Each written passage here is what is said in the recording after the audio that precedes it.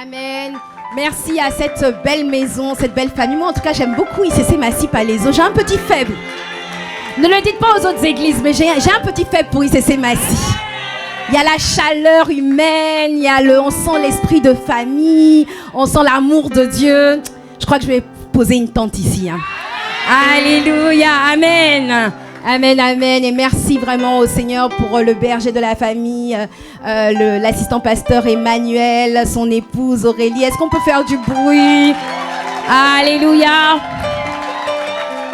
Ils ne sont pas parfaits, mais ils donnent de leur vie pour toi. Ils payent le prix pour toi. Alors rien que pour ça, intercède, prie pour eux et rends grâce à Dieu. Amen. La Bible dit, sachez honorer de tels hommes. Fais du bruit, fais du bruit, fais du bruit. Amen. Alléluia. Amen. Et je rends grâce à Dieu aussi pour le visionnaire de cette famille Impact Centre Chrétien, l'apôtre Ivan. Oh, est-ce que tu peux dire merci à Dieu? Seigneur, merci pour cet homme. Merci pour l'apôtre Ivan. Merci pour maman Maud. Merci pour l'apôtre Yves, pour pasteur Abi. Oh, Seigneur, merci pour de tels modèles et repères dans notre génération. Amen, amen. Alléluia. Et je suis venue, comme a dit l'abbé Emmanuel, avec mon merveilleux mari que on peut bénir. Amen. Que Dieu t'envoie un tel Boaz en cette saison, ma sister. Et si tu es un Boaz, que Dieu t'envoie une Ruth de cette race au nom de Jésus. Amen. On peut prendre place dans sa présence. Amen. Et j'aimerais, alors que le Seigneur a annoncé que c'est la saison de la moisson abondante, qui croit qu'il est dans une saison de moisson abondante? J'aimerais partager avec toi 7 vérités à comprendre pour vivre une moisson abondante. Parce que, ou encore, mais le titre de mon message, c'est plutôt « C'est ta saison, tu ne la rateras pas ». Dis à ton voisin « C'est ta saison ». Dis-lui « Non, il ne faut pas que tu la rates ». Alléluia. Et parce que la réalité, c'est que ce n'est pas parce que c'est la saison de moisson, la saison est la plus grande des moissons que Dieu veut que tu moissonnes, j'ai envie de dire, c'est la formation de Christ en toi. Je crois que tu as compris, si tu as un Impact Centre Chrétien, si tu es là pour la première fois aussi, je prie que tu comprennes que le plus important, le plus grand bien que Dieu puisse te faire et la priorité de Dieu pour toi, c'est de former Christ en toi.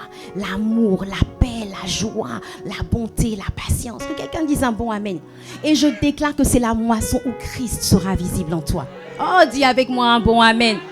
On ne verra pas l'orgueil, l'arrogance, on verra l'amour, l'humilité, quelles que soient les situations. Et parce que Dieu va voir ce caractère en toi, alors il te qualifie pour l'élévation. Il te qualifie pour la distinction. Il te qualifie pour attirer à toi les personnes de qualité qui ont les mêmes vertus à l'intérieur de toi. Oh, dis avec moi un bon amen. Amen. C'est ta saison, tu ne dois pas la rater. Mais la réalité, c'est que ce n'est pas parce que c'est ma saison que je vais forcément la vivre. Pour que je puisse la vivre, il faut que je puisse discerner ce que Dieu attend de moi comme attitude en cette saison. Parce que la réalité, c'est que mon attitude détermine mon altitude. Mon attitude dans la saison détermine mon altitude. Ce n'est pas parce que je suis dans la saison que forcément je vais bien vivre la saison. Si nous sommes en saison d'hiver et que moi je viens avec un t-shirt, avec un maillot de bain, si tu vois quelqu'un dans la rue avec un maillot de bain en hiver, tu vas lui dire, mais je crois qu'il n'a pas toute sa tête. Lui, il n'a pas capté dans quelle saison on est. Mais je prie que tu captes la saison. Je prie que tu discernes comment te comporter en cette saison. Amen. Et j'aimerais voir avec toi, comme je t'ai dit, 7 vérités. La première vérité, c'est que quand Dieu annonce que c'est ta saison, comme je viens de le dire, tu peux soit la rater, soit la saisir. Mais tu ne la rateras pas au nom de Jésus. Il y a des personnages dans la Bible qu'on voit qui ont raté leur saison. Par exemple, Salomon a bien commencé la route et il y a une saison où il s'est laissé distraire par les femmes étrangères et il a raté sa saison. La trajectoire que Salomon a pris n'était pas la trajectoire que Dieu avait prévue pour lui. C'était l'agenda du diable. Et on va voir tout à l'heure que dans chaque saison, il y a l'agenda de Dieu. Et le diable, voyant les choses dans le monde spirituel, va programmer exactement le contraire de ce que Dieu programme pour toi. Il va tout faire pour te faire aller aux antipodes de ce que Dieu a prévu pour toi. Mais je déclare que tu saisiras l'agenda de Dieu et que tu le vivras au nom de Jésus. Donc dans cette saison, je te disais qu'il y a des personnages comme Salomon qui ont raté leur saison. Dieu avait prévu que Salomon, en fait, pas que Salomon, mais il avait dit à David, toute ta postérité allait rester sur le trône. Mais malheureusement, Salomon a laissé rentrer le péché, plein de choses en lui qui ont fait qu'il a raté sa saison. On voit quelqu'un comme Samson. Samson a été juge en Israël pendant 20 ans. Et Dieu avait prévu avant même que Samson naisse, dès qu'il était dans le sein de sa mère, il y avait de grandes prophéties sur la vie de Samson. Samson devait être consacré à Dieu. Il devait être quelqu'un qui allait ramener le peuple de Dieu à Dieu. Mais Samson a raté sa saison. Est-ce que tu me suis? Donc, quel que soit, ce qui m'impressionne, ce n'est pas la nature des prophéties qui sont sur ta vie. Oh non, moi Dieu m'appelle à un grand appel. Gloire à Dieu. Oh non, moi Dieu m'a dit que de toute façon, il va m'emmener à tel endroit. Gloire à Dieu. Mais ce n'est pas parce que Dieu a dit que le dit de Dieu va s'accomplir. Pour que le dit de Dieu s'accomplisse, il faut que tu discernes comment il veut que tu te comportes. Donc le premier point que je disais, c'est que lorsque Dieu annonce une saison favorable, tu peux soit la rater, soit la vivre. Le deuxième point que tu dois comprendre, c'est que la saison de moisson abondante, la saison de faveur est bien souvent précédée d'une saison de labeur, si je veux faire des rimes. La saison de faveur est bien souvent précédée d'une saison de labeur. Que quelqu'un dise aïe aïe aïe. La saison, je vais le dire différemment, la saison d'abondance, la saison de moisson, la saison où tu attends de récolter ce que tu attends de la part de Dieu, est bien souvent précédée par une saison de tentation ou encore d'épreuve. Souvent, on te dit, c'est la saison où, par exemple, ton mari va se convertir. Et tu viens aux 48 heures, tu dis, oui, c'est ma saison, je saisis, j'enlace la prophétie, je pars avec, je l'emballe, je fais tout ce que tu veux. Je l'emballe, Tu danses, tu fais tout ce que tu veux. Et puis tu arrives à la maison, et puis tu as l'impression que ton mari, on dirait que il a décidé de faire exactement le contraire de la prophétie. Qui voit de quoi je parle? Tu as l'impression qu'il se passe exactement le contraire de ce qui t'a été annoncé. Qui a déjà vécu quelque chose comme ça? Hein? Est-ce qu'on est ensemble? Donc, parfois, tu vas vivre exactement le contraire de ce qui t'a été annoncé. Et vous allez voir que, par exemple, c'est une histoire qui m'a marquée. Je ne sais plus c'est dans quel passage. En fait, on va voir que il y avait un enfant qui était épileptique. Il se jetait dans le feu. Vous connaissez cette histoire, non? Cet enfant que les disciples n'avaient pas réussi. Ils n'avaient pas réussi à chasser le démon. Et ils sont venus voir Jésus. Et quand ils sont venus voir Jésus, Jésus a prié pour l'enfant. Et quand Jésus prie pour l'enfant, la Bible dit que l'enfant est tombé, en sorte qu'il était comme mort, et que beaucoup de gens disaient qu'il était mort. Alors qu'en fait, quelques instants plus tard, l'enfant va se relever et va être totalement guéri. Bien aimé, il y a des situations qui te semblent comme mortes, mais quelques instants après, garde simplement la foi, parce que Dieu va te rétablir dans cette situation au nom de Jésus. Dieu, tu vas passer dans une saison où ce que tes 5 sens te disent semble être le contraire de ce qui t'a été annoncé. Mais garde ta foi en Dieu parce que c'est ta saison. Dis avec moi un bon amen. Dans cette saison, je disais que la saison de moisson est bien souvent précédée de la saison de tentation. Et on va voir que Jésus, en Luc 4 au verset 14, on voit que Jésus a été, en Luc 4, 14, la Bible dit que la renommée de Jésus s'était accrue. Qu'il y avait la gloire de Dieu. Autrement dit, Jésus était rentré dans une saison de visibilité. Parce que jusqu'à 30 ans, comme vous le savez, avant que le Saint-Esprit vienne sur Jésus, avant qu'il vienne sur Jésus, Jésus était là, il avait un grand appel, il avait la capacité de guérir, il voyait des gens autour de lui qui étaient malades, mais Jésus n'opérait pas dans cette dimension. Et quand l'Esprit de Dieu va venir sur Jésus, Jésus rentre alors dans une saison de visibilité. Dis avec moi de visibilité. Une saison où en fait il commence à manifester le miraculeux. Les gens guérissent, les gens sont libérés autour de lui, etc. Il voit vraiment la manifestation de la prophétie. Mais si tu regardes bien, cette saison de Luc 4, verset 14, où on te dit que, les versets ne s'affichent pas, que la renommée s'était accrue, juste avant, la Bible dit en Luc 4, verset 1, que Jésus, rempli du Saint-Esprit, fut conduit par l'Esprit, où? Dans le désert. Je suis pas venue t'annoncer une saison de désert, ne t'inquiète pas, c'est la saison d'abondance. Le désert de Jésus a duré 40 jours, donc ne t'inquiète pas. C'est pas, je te dis pas que tu es reparti pour un an de galère. Tout dépend de ton obéissance. Dis avec moi un bon amen. Donc Jésus rentre dans une saison, c'est même pas une saison, c'est une courte durée, c'est un moment d'épreuve ou encore de tentation. La Bible dit qu'il va dans le désert pour être tenté, et dans ce désert, il était tenté par le diable.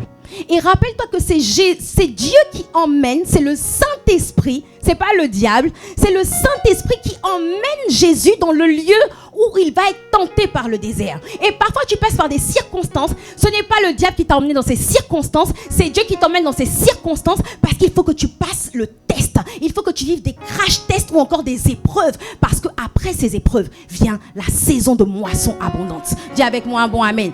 Parfois, ces épreuves sont de très courte durée. Ça peut même être juste un événement, juste un épisode, mais tu dois discerner ce qui est en train de se passer. Dis avec moi un bon amen. Dans cette saison de tentation, Dieu a un objectif, mais Satan aussi a un objectif.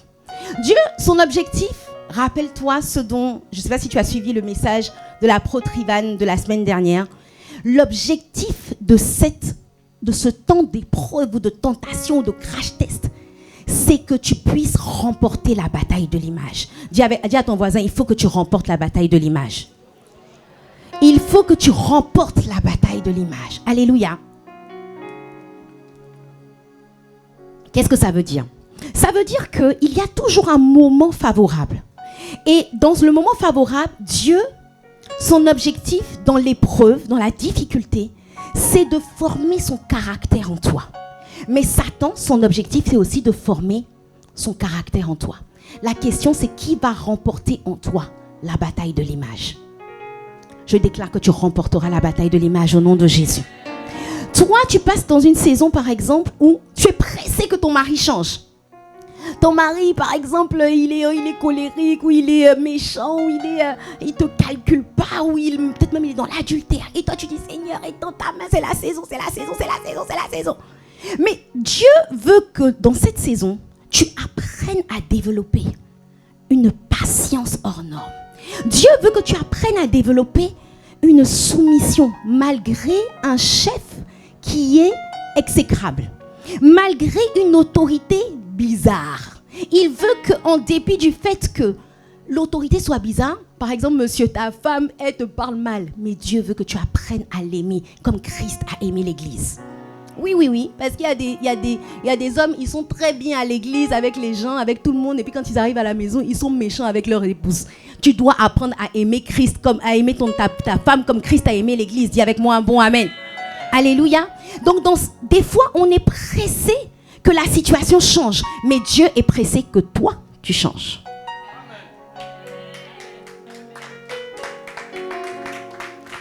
Dans la saison, tu es focalisé par exemple, non, il faut que j'ai mes papiers, il faut vraiment que le travail, vraiment, il faut que j'ai le travail, il faut que j'ai la promotion, il faut que j'ai l'élévation, il faut que j'ai le logement, depuis je suis dans un studio, non, c'est pas possible, cette année, il faut que j'achète mon appart. Tu t'agites. Mais Dieu, lui, ce qu'il veut, toi, tu es pressé d'avoir l'élévation. Dieu veut former la diligence en toi. Dieu veut former la fidélité dans les petites choses. Dieu veut que tu apprennes à être fidèle dans les petites choses. Que tu apprennes à faire diligemment, même quand tout autour de toi, même quand ton travail est bizarre, même quand tu es dans un emploi compliqué. Il veut que tu apprennes, même quand personne ne te surveille, à être quelqu'un de rigoureux, de carré, d'excellent. Et toi, tu dis, Seigneur, sors-moi de ce travail. Dieu dit, je ne te sors pas tant que tu ne développes pas le caractère que j'attends que tu développes. Est-ce que tu me suis? Tu passes par le feu, c'est pas pour que le feu te brûle, c'est pour que à travers le feu, le meilleur puisse sortir. Alléluia. Parce que si tu comprends, l'or est brut. Mais pour qu'on puisse sortir, vous allez voir que quand on trouve de l'or, c'est jamais de l'or raffiné.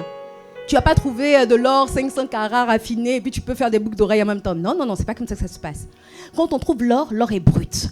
Et que pour pouvoir sortir le meilleur de l'or, on met l'or dans du feu à très haute température. Donc, et quand on met l'or dans du feu à très haute température, alors ce qui se passe, les impuretés de l'or remontent à la surface et on peut enlever les impuretés, les séparer, les jeter et récupérer l'or pur. Dieu veut faire de ton cœur un cœur pur. Il veut sortir le meilleur de toi-même. Tu es un diamant brut. Il veut faire de toi un diamant raffiné. Tu es de l'or brut. Il veut faire de toi de l'or raffiné. Mais pour ça, il faut que tu acceptes de passer par le feu à très haute température. Et des fois, c'est difficile. Des fois, ça semble brûler. Des fois, ça semble impossible à régler. Mais ne t'inquiète pas. Focalise-toi sur le fait que Christ doit être formé en toi. Focalise-toi sur le fait qu'il faut que le meilleur de Christ en moi ressorte dans cette situation. Dis avec moi un bon amen. Tu dois comprendre que l'enjeu, ne te focalise pas sur la résolution du problème. Focalise-toi sur la formation de Christ en toi. Si Christ est formé en toi, ce n'est qu'une question du temps. Le problème sera résolu. Des fois, tu t'embrouilles avec, par exemple, il y a des choses, non, ça ne va pas dans l'église, hein, dans mon département, ça ne va pas. Hein, vraiment, je prie que Dieu change ce responsable. Vraiment, je prie que Dieu change cette sœur qui n'est pas gentille. Non, Dieu ne veut pas changer la sœur, il veut te changer. Mais non, mais c'est elle est Jézabel, elle est Satan, elle est ceci. Dieu veut te changer. Dieu veut t'apprendre la patience. Tu es devant un enfant qui tu as beau lui répéter 15 000 fois les mêmes choses. Moi, je bénis Dieu pour mes enfants parce que mes enfants m'ont transformé.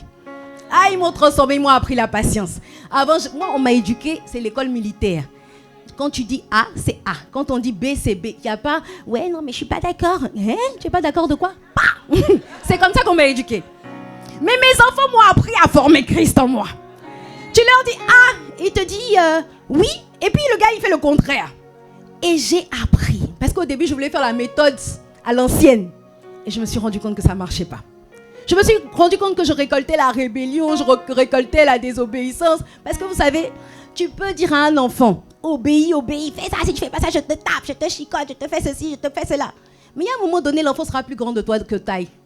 Tu vas le regarder comme si tu es la femme seule avec ton enfant qui fait 1m90. Oui, mais si tu continues, il dit oui, maman. Tu vas faire quoi? La force ne marche plus. Il faut maintenant la puissance de l'amour pour le convaincre de péché, de justice et de jugement. Il te faut l'esprit de sagesse. Il faut que tu développes une sagesse qui va faire en sorte qu'il aura envie de changer et il ne sera pas obligé de changer. Dis avec moi un bon amen. Il faut que tu développes un amour, une patience, une paix qui va faire que l'enfant va se dire waouh. Vraiment, ma mère, c'est un modèle quand même. J'aurais pas pu avoir une meilleure mère. La dernière fois, mon fils m'a dit, franchement, maman. Et c'était un moment où j'étais dure avec lui. Il m'a dit, je crois que j'aurais pas pu avoir une meilleure maman que toi. J'ai dit, ah, Seigneur, merci. Et pourtant, les gars me font baver. Donc, accroche-toi, maman. Hein? Dis avec moi un bon amen. Accroche-toi, papa. Accroche-toi, même enfant. Parce que des fois, ce sont les parents qui sont difficiles. Accroche-toi. Parce que je vous assure que ces personnes, ces situations sont là pour te faire remporter la bataille de l'image. Tu dois décider à l'avance que tu vas maintenir le cap de l'amour. Il y aura des trahisons, il y aura des fausses accusations, il y aura des situations où tu auras envie de te décourager. Mais là, Dieu est en train de t'observer pendant cette saison. Il y a des saisons où rien ne va. Il y a des moments où en fait, Dieu a dit et tu as l'impression que c'est le contraire qui se passe. Mais Dieu est en train de t'observer. Qui va triompher en toi? Est-ce que c'est le découragement ou est-ce que c'est la foi qui surpasse toute intelligence? Qu'est-ce qui va triompher en toi? Est-ce que c'est la diligence que tu vas continuer à perpétuer ou tu vas dire bon, moi je fais le travail de façon négligée? Qu'est-ce qui va triompher en toi, bien-aimé? Et il dit dans Jacques 1, verset 42.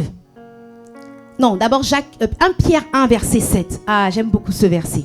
1 Pierre 1, verset 7, mais la version seconde 21. S'il vous plaît, j'avais donné la version 5 seconde 21. Mais c'est pas grave. Si tu ne l'as pas, on va prendre cette version. Il dit, afin que l'épreuve de votre foi, plus précieuse que l'or périssable, qui cependant, l'or est éprouvé par le feu. Mais il dit que l'épreuve de ta foi a plus de valeur que tous les biens précieux. Dans la version seconde 21, je vais vous le lire, vous pouvez écouter, s'ils l'ont pas ici, écoutez-moi. Il dit, la valeur éprouvée de votre foi est beaucoup plus précieuse que l'or qui est périssable. Qu'est-ce que ça veut dire? Ça veut dire que quand tu passes par les épreuves, le fait que tu développes la foi, ok, je vais le dire différemment. L'apôtre Ivan dit souvent, ce que tu deviens en passant par l'épreuve est plus important que ce que tu obtiens. Le devenir est plus important que l'obtenir. Le être est plus important que le faire. Le être est plus important que le avoir. Parce que si j'ai, dans tous les cas, j'aurai. Si je suis, pardon, dans tous les cas, j'aurai. Est-ce que tu me suis? Le être est plus important que le faire. Toi, tu es focalisé sur déblocage de ma situation. Dieu est focalisé sur déblocage de ton caractère. Est-ce que tu me suis? Donc, qu'est-ce que ça veut dire? Il dit que la valeur éprouvée de votre foi. Ça veut dire que pour Dieu, là, quand tu passes par des situations où ce sont des vents contraires, tu es obligé de manifester un niveau de foi supérieur. Et ce niveau de foi supérieur que tu manifestes, Dieu dit que ça a plus de valeur que tous les biens précieux. Moi, personnellement, je suis passée par des épreuves. Je vous assure que pour rien au monde, si c'était à refaire, je repasserais par la même épreuve. Je ne le disais pas quand j'étais dans l'épreuve. Mais je suis passée par des épreuves où j'avais l'impression que je voulais dire, Seigneur, prends-moi en même temps. C'est trop dur. C'est trop difficile en fait. Prends-moi. C'était tellement dur. Tu es seul au monde. C'était tellement dur. Mais je vous assure, quand je vois la manière dont Dieu m'a brisé, comment il m'a nettoyé, comment il me l'a forgé l'humilité en moi, la patience, la persévérance, tout est contraire, mais tu dois continuer de te nourrir, pas des choses visibles, pas de pain, mais de toute parole qui sort de la bouche de Dieu. Les vents sont contraires, mais toi tu marches à travers le vent avec la parole de Dieu. Les situations, les vents sont en train de souffler, mais toi tu continues de marcher sur les eaux parce que tu as entendu, Pierre a entendu Jésus dire viens. Donc il y a les vents qui sont en train de souffler, mais tu continues de marcher avec la parole de Dieu. Dieu veut que tu développes ce niveau de foi. Dis avec moi un bon amen. Pas la foi où tu dis je l'emballe et puis dès que ça s'arrête, Dieu m'a déçu. Je pensais que j'allais avoir mon embauche, je pensais que j'allais avoir mon permis, mais Dieu m'a déçu. Le Seigneur dit bébé, tu as raté le test, tu vas rester encore là. Que cela ne t'arrive pas au nom de Jésus. Tu dois passer par le crash test. Alléluia. Parce qu'il faut que tu sortes de là avec la valeur, avec des choses de valeur, avec l'humilité, c'est ça la vraie valeur, avec la paix qui surpasse toute intelligence, c'est ça la vraie valeur. Dieu veut que tu arrives au stade où tu es dans la barque, il y a un grand tourbillon qui se lève, il y a des grands vents qui se lèvent, mais toi tu es dans la paix au point de dormir. Bien aimé, je ne sais pas si tu réalises, Jésus était dans la barque, l'eau remplissait la barque. Ce n'est pas que juste le vent soufflait, l'eau avait déjà rempli la barque. Je ne sais pas si tu imagines. Tu as déjà vu quelqu'un qui dort pendant que l'eau est en train de le mouiller? Tu as déjà vu ça? Tu as déjà vu ça? On est là, et puis, ok, il y a le vent, tu n'entends pas le vent. Parce que vous savez, il y a des gens, ils ont un sommeil profond. Tu dis, mais tu n'as pas entendu tout le bruit qu'il y a? Tu n'as pas entendu le voleur venir? Il dit, oh, j'ai rien entendu, il s'est passé quoi cette nuit? Vous connaissez ce genre de personne? Peut-être que c'est même toi. Mais des fois, il y a des gens, leur sommeil est très profond. Mais quand même, il y a un niveau de bruit. Bon, même si tu n'entends pas le bruit, tu sens quand même ce qui se passe sur toi. On va venir quand même renverser l'eau sur... Bon, la meilleure manière de réveiller quelqu'un en général, c'est quoi? Comme on voit dans les films ou dans les dessins animés, on jette de l'eau sur la personne. Mais Jésus était dans la barque. La Bible dit qu'il était sur la poupe. Il était couché. Il y avait un grand tourbillon. L'eau est rentrée. L'eau avait rempli la barque. L'eau l'avait mouillé. Le gars dormait. Qu'est-ce que ça veut dire? Ça veut dire que Jésus avait développé un niveau de foi, un niveau de quiétude intérieure, de paix intérieure, qui faisait qu'aucune circonstance extérieure ne pouvait affecter sa paix intérieure.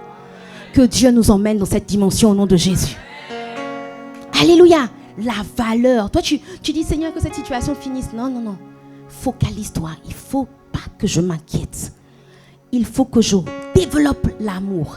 Il faut que je développe la patience. Il faut que Christ soit formé en toi. Que ce soit ton focus en cette saison au nom de Jésus. Dis avec moi un bon amen. Ne te focalise pas sur la résolution du problème. Focalise-toi sur le fait que tu dois remporter la bataille de l'image au nom de Jésus. Alléluia. Parce que bien aimé, imagine que tu sois, ce que je leur disais hier, j'étais à un congrès de femmes entrepreneuses. Il y avait des personnes de toutes sortes de religions. Mais je leur disais, imagine que tu sois 10 fois plus Imagine que tu sois 10 fois plus, et c'est ce que je vais te demander. Imagine que tu sois 10 fois plus discipliné, 10 fois plus amour, 10 fois plus paisible, 10 fois plus organisé, 10 fois plus diligent, 10 fois plus excellent, 10 fois plus, quoi d'autre, rigoureux, 10 fois plus humble, 10 fois plus patient, 10 fois plus aimant. Imagine le bien. Non. Est-ce que tu imagines un peu ta life? Si tu t'es un peu projeté, tu vas voir que si tu as ça, en fait, tu as tout. On est d'accord? Parce que le défi, la plupart dans l'entrepreneuriat, par exemple, c'est pas de ne pas avoir de bonnes idées. Qui a une idée qui a un bon projet ici? Qui a une idée, un projet, une idée qu'il a envie de développer, une idée d'association, d'entreprise? Lève la main. Non, tu n'as pas d'idée. Qui a à cœur, ah, j'aimerais bien développer ça dans ma ville, non? Voilà, vous êtes nombreux ici, la plupart. Ok? Mais la différence entre ceux qui réussissent et ceux qui échouent, c'est on a tous la même idée. Mais maintenant, et la discipline pour mettre en œuvre l'idée. Et le niveau de diligence pour mettre en œuvre l'idée. Et le niveau de rigueur, d'excellence pour mettre en œuvre l'idée. C'est ça qui fait la différence.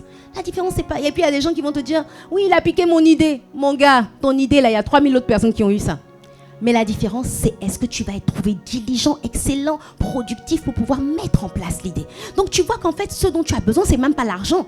Ce dont tu as besoin, c'est même pas les opportunités. Ce dont tu as besoin, c'est que tu dois devenir plus diligent, plus aimant, plus patient, plus organisé, plus discipliné, plus que tu deviennes plus en cette saison.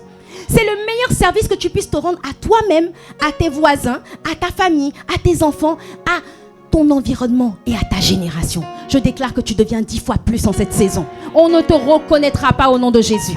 Dans la bataille de l'image, tu ne seras pas trouvé plus amer, plus méchant, plus mesquin, plus découragé, plus triste, plus dépressif. Tu seras trouvé plus Christ au nom de Jésus. Plus de paix, plus de joie, plus d'amour, plus de sainteté, plus de discipline. Au nom puissant de Jésus, dis avec moi un bon amen. Alléluia. Donc je te disais, c'était le deuxième point. Ta saison de moisson est bien souvent précédée par une saison de tentation ou encore d'épreuve.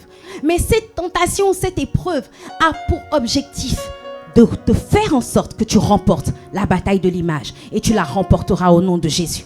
La bête ne sera pas formée en toi, l'amertume ne sera pas formée en toi, la colère ne sera pas formée en toi, l'impudicité ne sera pas formée en toi, la paix qui surpasse ton intelligence sera formée en toi au nom de Jésus. Amen. Amen. Parce que la Bible dit en Luc 22, verset 3, que Satan entra en Judas. Donc il y a toujours un moment où Satan veut rentrer, mais il y a aussi un moment, le même moment, Christ veut être formé en toi. Que tu remportes la bataille de l'image au nom de Jésus. Tu ne seras pas trouvé disqualifié, tu ne seras pas un Judas, tu seras une pierre sur qui Dieu bâtit son église au nom de Jésus. Là, le troisième point, c'est que quand c'est ta saison, Dieu veut te visiter de façon surnaturelle, mais Satan aussi veut te visiter. Parce que je te l'ai dit tout à l'heure, Satan prévoit exactement le contraire de ce que Dieu prévoit pour toi. Alléluia. Et la manière dont tu vas répondre à la tentation va dépendre de la soif que tu as. Si tu es obsédé, non, je veux le mariage, je veux le travail, je veux ceci, etc. Le diable va t'envoyer des réponses, mais tu ne sauras pas discerner que c'est une réponse de l'ennemi et pas une réponse de Dieu. Je vais vous donner un exemple. Vous avez vu que ce qui est incroyable, c'est que Jésus sortait quand même de 40 jours de jeûne et prière. En général, quand on sort de 40 jours de jeûne et prière, ou même juste 48 heures de prière, on est confiant en fait. On est comme gonflé à bloc, on est confiant, ah non là vraiment, ah je marche avec puissance, j'accomplis des miracles, on est sûr de nous. Est-ce que vous comprenez ce que je veux dire? On marche avec les prophéties, on est sûr de nous. Et puis on est sûr que Dieu va faire là, que on est là, on guette les circonstances, on dit peut-être ça c'est une opportunité, on dirait que ça c'est la réponse, et puis on est pressé, on se voit déjà en train de témoigner à ICC L'Actu. Ah oui bonjour, oui, alors le pasteur Yvan avait dit, j'ai saisi la prophétie, et quand je suis sortie, j'ai rencontré Boaz, il m'a dit je m'appelle comment? J'ai dit je m'appelle Ruth, et puis on s'est mariés, on a eu des enfants, et puis voilà, je voulais vraiment dire merci pour son serviteur, etc. Tu t'es déjà visualisé, dis avec moi un bon amen. Alléluia. Mais le problème c'est que souvent Dieu t'envoie les Boaz, mais avant que Dieu t'envoie les Boaz, Satan t'envoie les bozos. Il t'envoie des pâles imitations de Boaz. Ça ressemble à Boaz, mais c'est pas Boaz. Sois prudent en cette saison. Sois alerte.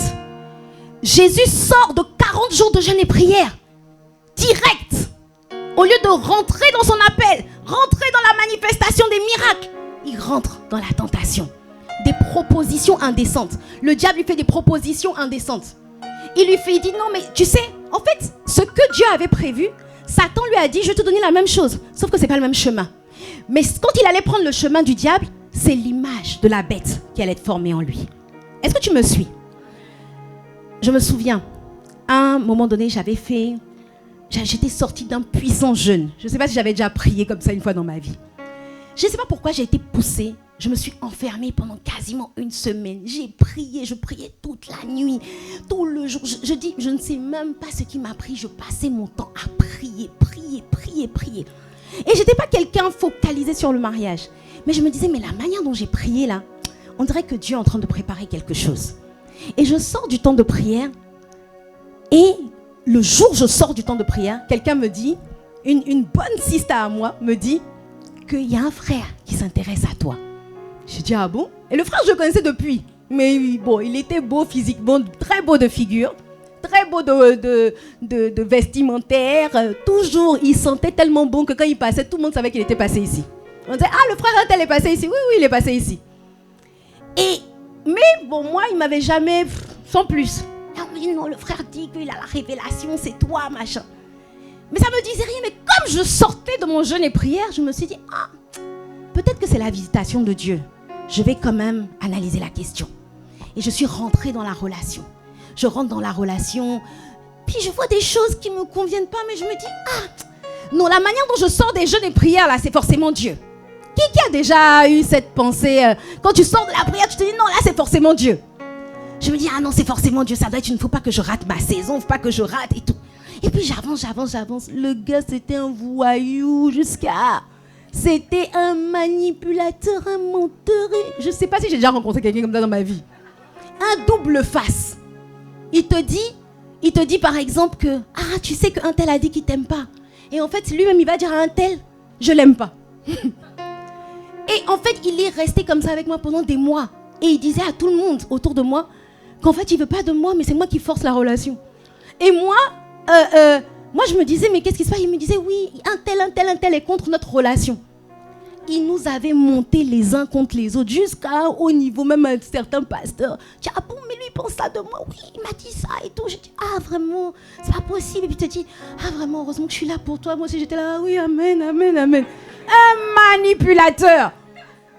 Mais Dieu révèle toujours toutes choses cachées. Dis avec moi un bon amen. Heureusement, il m'a fait sortir de cette relation, parce que la Bible dit qu'il n'y a rien de caché qui sera découvert. Et quand j'ai découvert que le gars était faux, double, c'est-à-dire que il dit un truc là-bas, c'est l'autre truc. Quand le jour où il y a eu une situation, on a confronté. Parce que les gens comme ça, ils ont toujours l'impression qu'on ne va jamais les attraper. Mais ils sont forts, hein. Mais ils ont toujours l'impression qu'on ne va jamais les attraper. Mais comme on dit, je ne sais pas comment dire ça, un jour pour le voleur, quoi. Tous les jours, hein? Tous les jours pour le voleur, un jour pour le possesseur. C'était vraiment ça. Et quand il a été démasqué, j'avais plusieurs solutions. Parce que le gars, il était frais, hein. Il ressemblait à Boaz, mais ce n'était pas Boaz.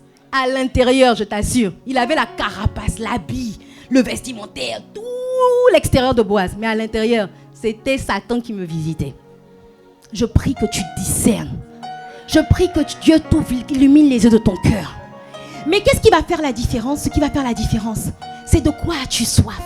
Est-ce que tu as soif de voir, comme il dit l'apôtre Ivan en ce moment, est-ce que tu as soif de te marier parce que tu veux faire la volonté de Dieu? Est-ce que tu as soif de te marier parce que tu veux voir Christ formé en toi? Est-ce que tu as soif de te marier parce que tu veux perpétrer la race des Christ? Tu veux que ton mari et toi, ensemble, vous engendrez des enfants qui sont comme Christ? Est-ce que tu as soif d'être dans les projets de Dieu?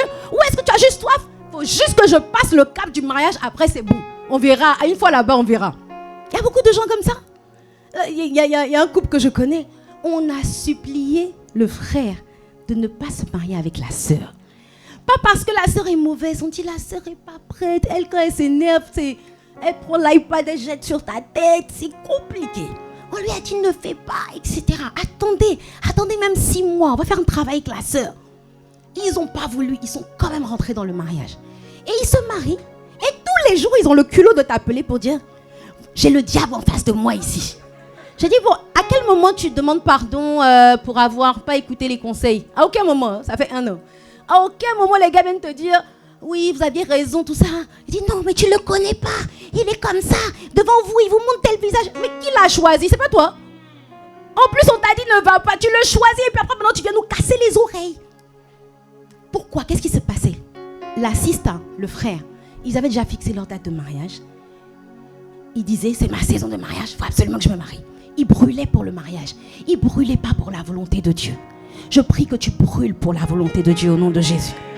Alléluia. Je veux juste vous lire une histoire rapidement qui se passe dans 1 Roi 13. Ou je veux juste vous la raconter. Je vais vous la raconter, suivez-moi. C'est dans 1 Roi 13, tu pourras aller lire l'histoire. Est-ce que tu connais l'histoire de ce prophète qui s'est fait déchiqueter par un lion? Bon, tout le monde ne connaît pas forcément, mais je vais raconter l'histoire. Il y a un prophète, Dieu lui donne une prophétie. Et lui dit, tu vas dans telle ville et tu annonces au roi qu'il doit se repentir, etc. Bon, je vais vous lire quand même l'histoire. 1 Roi 13, parce que ça fait longtemps que tu n'as pas lu ta Bible. Donc ça tombe très bien. Donc je veux que tu prennes 1 Roi 13 et que nous lisions ensemble. C'est bon? 1 Roi 13 au verset 11. Or, il y avait un vieux prophète qui demeurait à Béthel. Ok? Ses fils vinrent lui raconter toutes les choses. Ah oui, il faut que je raconte ce qui s'est passé avant. Bon, bref. D'abord, il y a un prophète que Dieu envoie. Il envoie et il lui dit, va dire au roi de se repentir, etc. Le roi discute et puis après, la main du roi se bloque. Bref, le prophète manifeste une grande puissance de Dieu qui fait qu'il inspire le respect dans la ville. Et ce jeune prophète, on ne connaît même pas son nom, hein, on l'appelle juste le prophète. Ce jeune prophète, Dieu lui dit, tu vas faire ça, tu vas aller dire telle chose au roi, mais quand tu vas rentrer, ne rentre dans aucune maison, ne bois pas d'eau, ne mange pas.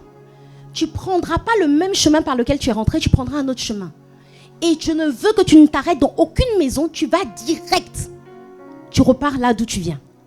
Sauf que le roi, donc au début, le roi, une fois qu'il a manifesté la puissance de Dieu, le roi lui dit, je te propose de venir manger, de boire. Il dit, non, moi Dieu m'a dit que je ne dois pas changer de chemin. Et puis, on ne sait pas ce qui s'est passé. Il continue son chemin et il tombe sur, un gars qu'on appelle le vieux prophète. Il tombe, dis avec moi, le vieux prophète. On ne sait pas d'où sort ce vieux prophète. En plus, c'est un prophète. Il vient et puis il lui dit, viens, rentre chez moi, viens manger, viens boire. Il dit, non, moi Dieu m'a dit que je ne dois pas manger, je ne dois pas boire. Il dit, non, moi aussi je suis prophète, le vieux prophète. Il dit, moi aussi je suis prophète, mais Dieu m'a dit qu'il faut que tu rentres dans ma maison. Et le jeune prophète, il dit, comme c'est un prophète. Mais la réalité, c'est que je pense qu'il commençait à avoir faim. Il commençait à avoir soif. Il rentre dans la maison du vieux prophète, il mange, il boit en se disant, mais lui aussi c'est un homme de Dieu. J'ai reçu une instruction, peut-être qu'il a reçu un autre type d'instruction. Il mange, il boit. Quand il finit de manger, de boire, la Bible dit que l'Esprit de Dieu tombe sur le vieux prophète. Et le vieux prophète maintenant se met à prophétiser. Il dit, ainsi parle l'Éternel. Parce que tu as désobéi à l'ordre de Dieu, tu mourras. Ah! Et le jeune prophète sort de là. Il rencontre un lion. Le lion le déchiquette. Et tous ceux qui passent voient le cadavre du jeune prophète. Bon, jusqu'à présent, moi, je ne sais pas pourquoi le vieux prophète, pourquoi il a fait ça. Je ne sais pas. Est-ce que c'était... Parce qu'en fait, on ne sait pas si c'est un envoyé du diable ou si c'est un envoyé de Dieu. Parce qu'en même temps, il ment. Il dit, Dieu m'a dit. Et puis après, l'Esprit de Dieu le saisit. Il dit, ainsi parle l'Éternel. Et il lui dit, tu vas mourir. Et le gars meurt. Et après, on dit que le vieux prophète a commencé à pleurer. Le jeune prophète, il est mort, etc. Je dis, mais c'est quelle histoire, ça? Mais qu'est-ce qui s'est passé? Le Seigneur me montrait que pourquoi le jeune prophète a raté sa saison. Parce que j'imagine, vous savez, on ne connaît même pas le prénom de ce jeune prophète. Si le jeune prophète était demeuré dans l'obéissance, il aurait été certainement un Élie ou un Élisée dans sa génération. Mais on ne connaît même pas son nom a été effacé, il est mort comme un malpropre alors qu'il était en mission pour Dieu. Qu'est-ce qui a fait la différence? Le jeune prophète a été visité par l'ennemi. Il a reçu une réponse qui ressemblait à la réponse de Dieu. Mais c'était une réponse factice. Ça ressemblait, mais ce n'était pas ça. Et en réalité, c'était une réponse du diable, c'était une tentation. Mais qu'est-ce qui a fait qu'il a craqué? Il avait faim, il avait soif. De quoi? De pain. Il avait envie de manger. Il n'avait pas formé le caractère, la maîtrise de soi. J'ai faim, mais Dieu m'a dit de ne pas manger, je ne mange pas. Est-ce que tu me suis? Tout dépend de quoi tu as soif. Est-ce que tu as soif des choses de ce monde? Quand on te dit oui, saisis, etc., est-ce que tu as soif d'élévation ou est-ce que tu as soif avant toute chose? Seigneur, moi, ce n'est pas l'élévation. Moi, c'est une fois que je vais à l'élévation, c'est pour gagner des âmes à Christ. C'est pour être dans... Je veux demeurer dans ton humilité. Tout ce qui compte pour moi, c'est ta volonté. Est-ce que quand tu pries, tu dis, Seigneur, il est temps que tu manifestes ta volonté, que les méchants soient jugés, il est temps que je rentre dans mon appel, il est temps que je manifeste ma destinée, il est temps que j'ai le mariage, il est temps, Seigneur, j'ai 42 ans et demi, 43 ans. Avant tu avais dit avant 40 ans, je connais une soeur comme ça, elle avait dit avant 40 ans. Elle a voulu se marier, elle était née en janvier, elle a dit avant janvier, je suis née en janvier. Il faut qu'avant décembre, je me marie. Le gars est venu bizarre, un bozo en toutes ses formes. Elle a dit, c'est pas grave, bien, allez hop, on va à la mairie, on va se marier. Et quelque temps avant le mariage, ce qui s'est passé, c'est que le gars, il s'est avéré qu'il avait couché avec une autre fille. Dieu a dû la forcer à arrêter le mariage. Dis avec moi, aïe aïe aïe. Ne force pas, n'essaie pas de faire rentrer quand même, n'essaie pas de trucs. Aie soif de la volonté de Dieu, aie soif du cœur de Dieu. Quand tu pries, dis Seigneur, moi tout ce que je veux c'est toi. Moi tout ce que je veux c'est te vivre. Moi tout ce que je veux c'est prendre soin des âmes. Moi tout ce que je veux c'est former Christ. Moi tout ce que je veux c'est que ton amour, ta paix, ta joie. Moi tout ce que je veux c'est ta volonté. Moi je veux être avec toi. Ne me laisse pas aller si c'est pas toi. Ne dis pas Seigneur d'abord débloque la situation. Ouvre les portes pour le contrat. Dis non Seigneur je veux aucun contrat si ce n'est pas les contrats qui viennent de Dieu. Je dis Seigneur pas un pape sans toi, parce que si c'est sans toi alors c'est le chaos. Si c'est sans toi c'est comme les gens du monde. Je ne veux rien sans toi. Est-ce que c'est ça ton cœur ou est-ce que tu brûles? Il faut le contrat, il faut l'argent, il faut ceci. Que Dieu te donne cette soif de Dieu. Ah, dis avec moi un bon amen. Dis avec moi un bon amen. C'était le 3e point. Lorsque c'est ta saison, Dieu veut te visiter, mais Satan aussi veut te visiter. Alors fais attention. Dis à ton voisin, fais attention. Ah, fais attention aux pâles imitations, aux faux Boaz. Fais attention aux fausses visitations, aux fausses réponses qui ne sont pas des réponses de Dieu. Le 4e point, c'est quand c'est ta saison, tout le monde récolte. Soit en bien, soit en mal. Dis avec moi, tout le monde récolte. Tout le monde va récolter. Alléluia. Mais tu vas récolter en fonction de ce que tu as semé. Il y a beaucoup de gens qui disent, c'est ma saison. C'est ma saison. Tu as semé quoi? Est-ce que tu as semé l'impudicité? Est-ce que tu as semé l'impureté? Est-ce que tu as semé la méchanceté? Est-ce que tu as semé la déloyauté, les critiques? Est-ce que toi, tu étais dans l'église en train de critiquer les gens? Dire, elle est pas bien, lui, il est pas bien. Tu as semé quoi? Dis à ton voisin, tu as semé quoi? Est-ce que tu as semé les dettes envers les gens? Est-ce qu'il y a des gens à qui tu dois de l'argent qui sont frustrés aujourd'hui? Parce que la Bible dit que si c'est le cas, alors le cri des moissonneurs va monter vers Dieu, des cris d'injustice. Et toi, c'est ta saison aussi, de moisson aussi, mais ce n'est pas la même moisson. Tu vas moissonner en fonction de ce que tu as semé. Donc si tu as fait des mauvaises semences, des semences de critique, de déloyauté, si tu as été jaloux, si toi pendant la saison d'attente tu étais dans la jalousie, tu étais dans l'amertume, si toi pendant la saison d'attente tu étais dans des choses mauvaises, si tu as semé des mauvaises choses d'abord dans ton cœur, ensuite dans la vie des gens, si tu as retenu la dîme au lieu de donner la dîme, si tu as retenu les offrandes au lieu d'être libéral, alors toi, ta saison sera une saison de jugement. Mais que cela ne t'arrive pas au nom de Jésus. Soit tu ne vas rien récolter, soit si tu as semé le mal, tu as semé l'impudicité, l'impureté, les films porno, etc. dans le secret. Et puis, toi, tu sais que tu sèmes la pornographie, et puis tu viens à l'église, c'est ma saison, c'est ma... Mais toi aussi, reste calme. Dis non, Seigneur, attends, on va se repentir d'abord avant de dire c'est la saison. Parce que c'est la saison, oui. Mais Dieu va te rémunérer en fonction de ce que tu as semé. Dis avec moi, amen. Donc, si tu sais que tu n'as pas semé des bonnes semences, change ta semence. Dis avec moi, change ta semence.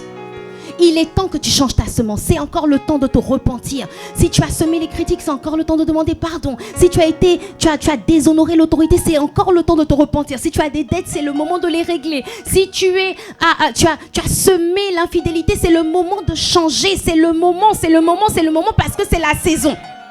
Dis avec moi un bon amen. Et je prie que tu sois de ceux qui ont semé la fidélité pour récolter l'élevation. Je prie que tu sois de ceux qui ont semé la générosité pour vivre la richesse exponentielle. Je prie que tu sois ce Isaac qui a semé en temps de famine avec labeur et que tu vas récolter une richesse exponentielle au nom de Jésus. Je prie que tu sois ce Mardoché qui a semé la fidélité, la droiture, la prière, le jeûne, l'exemplarité, afin que Dieu puisse t'élever au-dessus des Haman au nom de Jésus. Je prie que Dieu fasse de toi quelqu'un qui vit des moissons de qualité, qui est un témoignage à la gloire de Dieu. Ah, dis avec moi un bon amen. Ah, est-ce que tu peux te lever? Nous allons prier. Alléluia, alléluia. C'était mon 5e point. Quand c'est ta saison, vérifie la nature de ta semence. Qu'est-ce que tu as semé dans ton champ? Et nous allons élever la voix, nous allons prier. Yeria pas un pas sans toi. Yera baba shikaya rebo santa kaya mama sata. Yeria mama sito kora baba shita. Yera baba shito kora baba sa. Yera baba sata.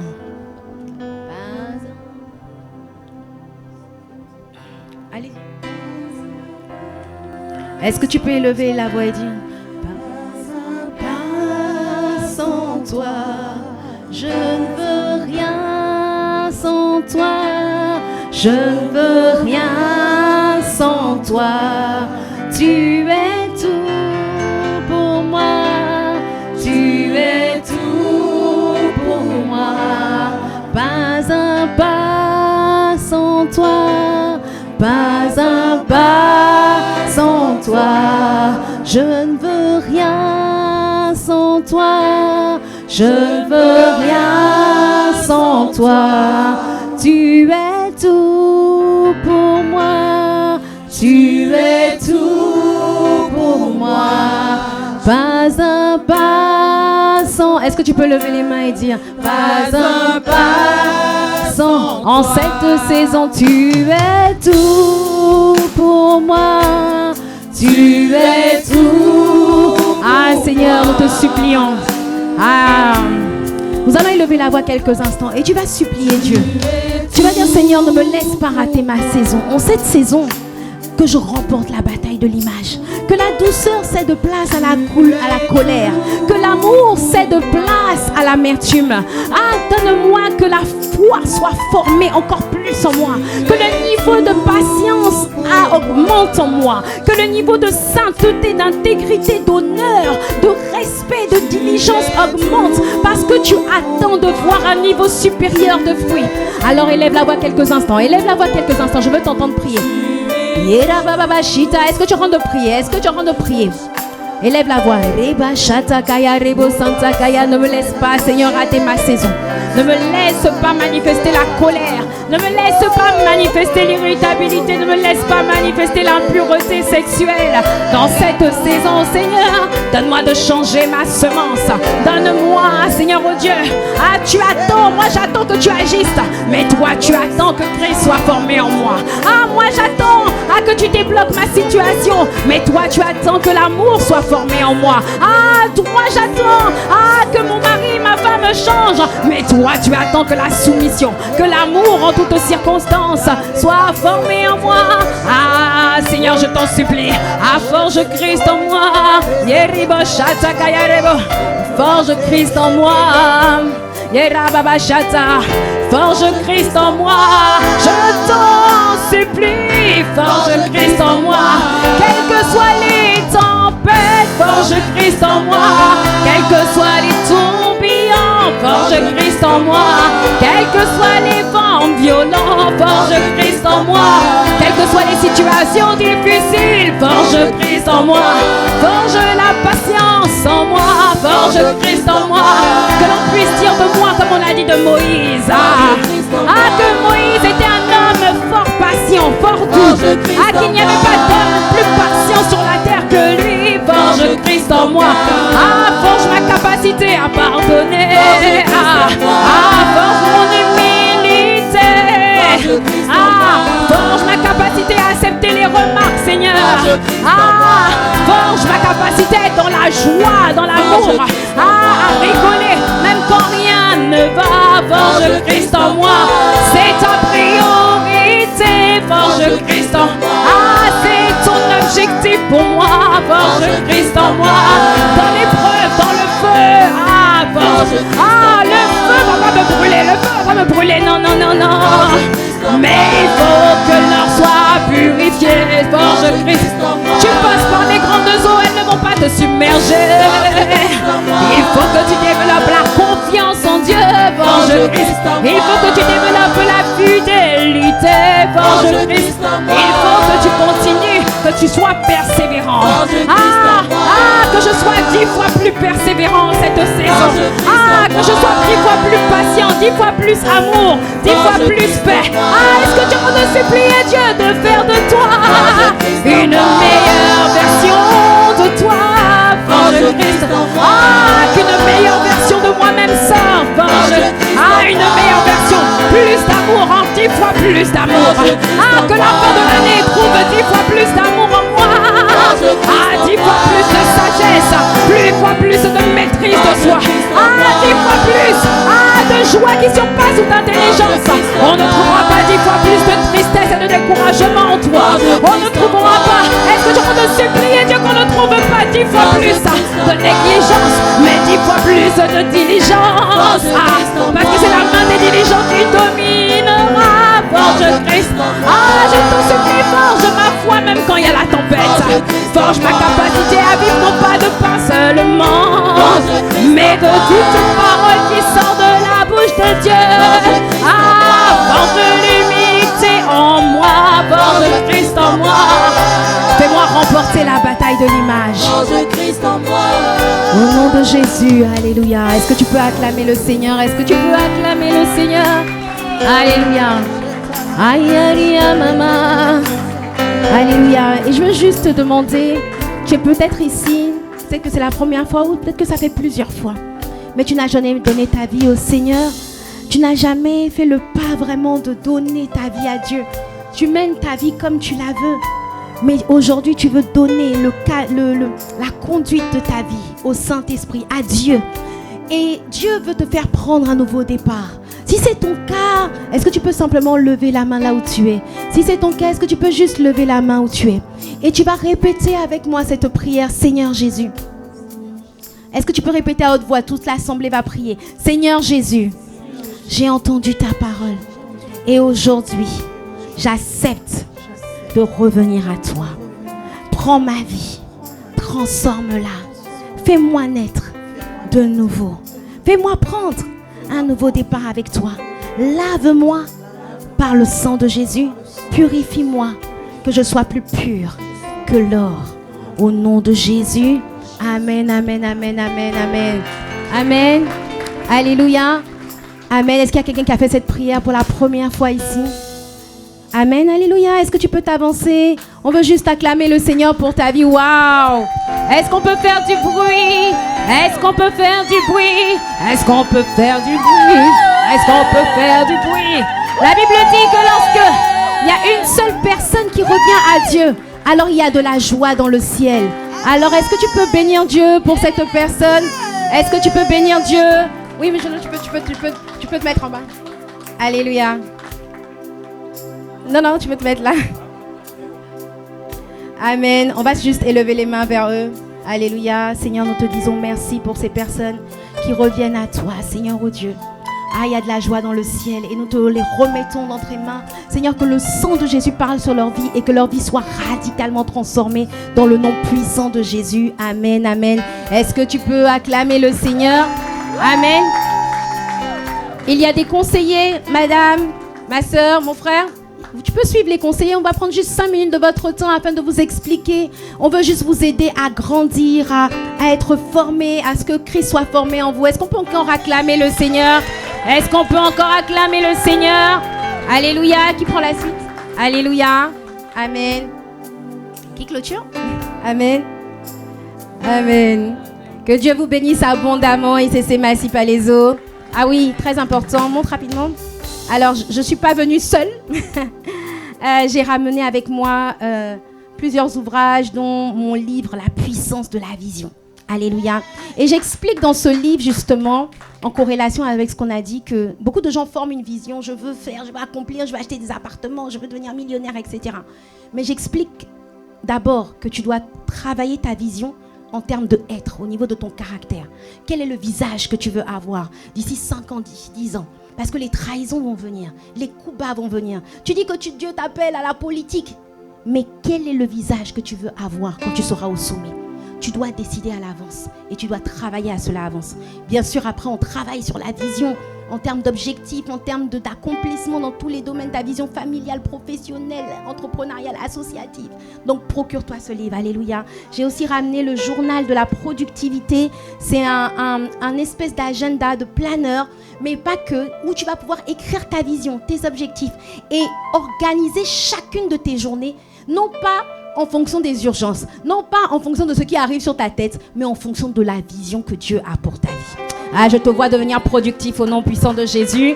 Et j'ai aussi ramené le fameux livre de l'apôtre Ivan sur les 4 secrets d'un mariage réussi.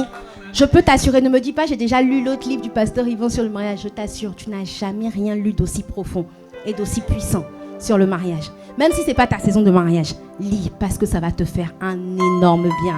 Amen. Et aussi, tu connais déjà ce livre, Sortir des prisons intérieures. Mais je t'assure, si tu ne l'as pas lu, que tu as ça à la maison, lis ce livre. Il va te transformer. Alléluia. Il ne s'agit pas de prendre l'ordonnance. Il faut aller acheter le médicament. Faut prendre le médicament qu'on t'a prescrit. Amen. La clé de ta transformation se trouve dans ce livre orange. Il est temps que tu sortes de prison. Que quelqu'un me dise un bon amen. Amen. Que le Seigneur vous bénisse abondamment. ICC Massy Palaiso. Que Dieu déverse sur vous une grâce abondante. Qu'il y ait d'abondantes personnes en qui Christ est formé ici. Et que ce soit une saison de récolte à tous égards au nom puissant de Jésus. Amen. Que Dieu vous bénisse.